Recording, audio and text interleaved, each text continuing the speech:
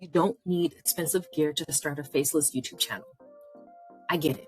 You want to be on YouTube, but you hate being on camera.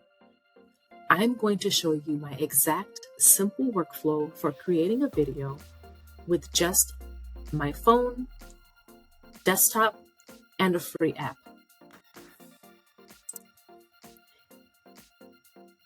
In this video, I'm going to show you my exact beginner-friendly workflow for creating faceless YouTube videos using either my phone or desktop, free apps, simple voiceovers, and beginner-friendly editing tools. This is the process that helped content creation start feeling manageable for me. Why faceless content works, and why does it work so well? I think faceless content is becoming way more popular now because people value information. Storytelling matters, and not everybody wants internet fame. Some people simply want to teach, help, document their journey, or build online income quietly. And that's completely valid, especially for busy moms, introverts, beginners, or people building businesses while working full-time. The beautiful thing about YouTube is people care more about value than perfection. So if your content helps someone, teaches them something, solves a problem, or feels relatable, it can still grow, even without showing your face constantly. Step 1, scripting in your Notes app.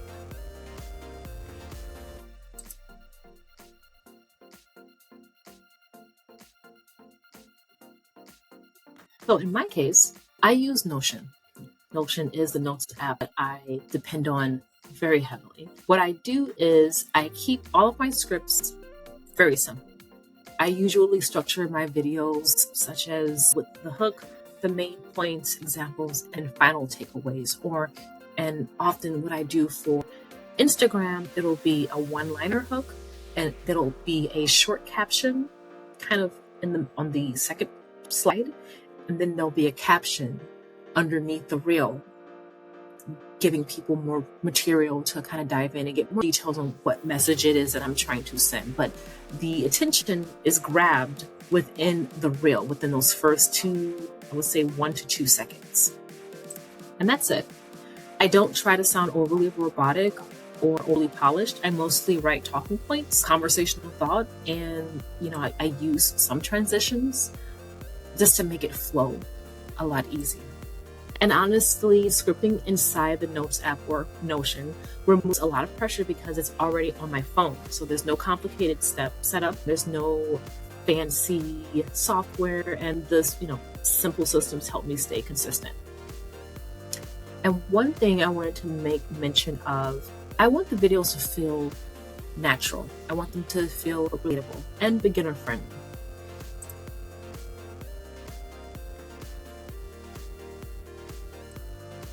Step 2, recording audio with Loom, or if you don't have Loom, and I'll put the description and the link in the description. I really enjoy Loom. I believe it's free for the first 20 videos. After that, it is a paid subscription, but like I've mentioned in previous videos, of course, when you're starting out, definitely, you want your your cost to be as low as possible, but eventually over time, to make life easier for you, to make the process a little bit more smooth. So you might have to pay a small fee just to get access to the resources needed for your growth. Okay, so just keep that in mind.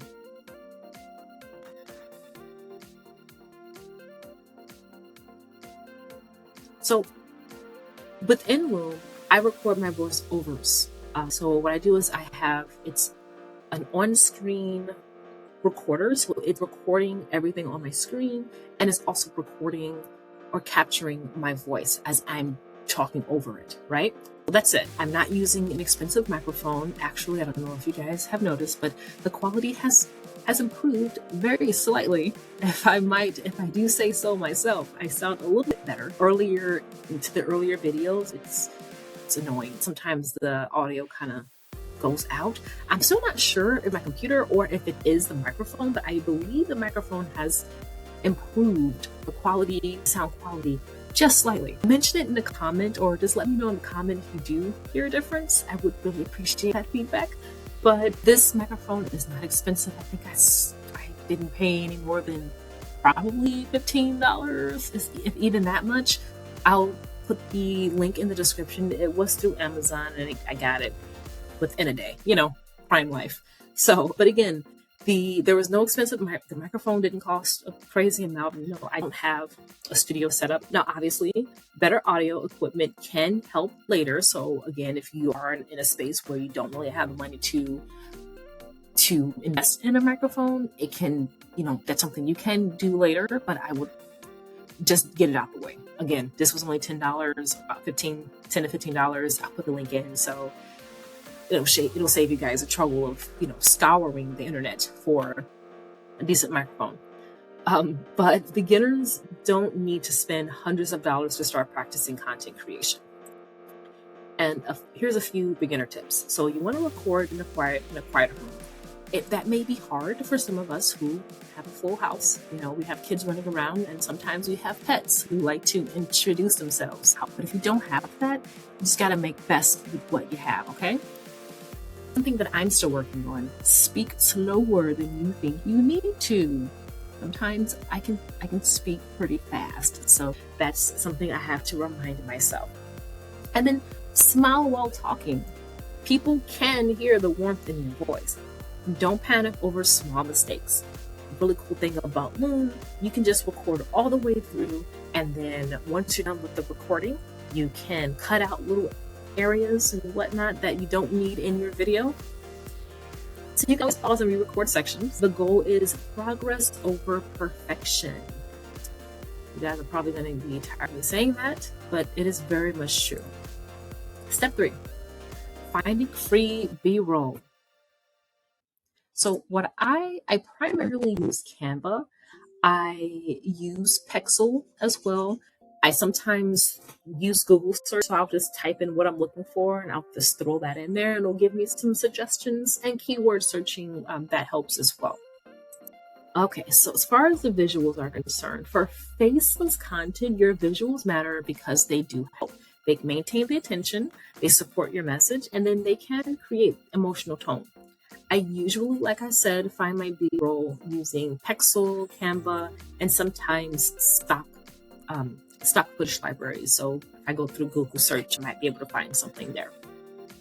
So you'll often find with my content, you'll see laptop clips, coffee shop scenes, or just, coffee in a mug and a notebook, work from home footage, someone with a laptop, someone typing on a laptop, typing clips, content creation, visuals, and aesthetic desk scenes. Say that 10 times fast.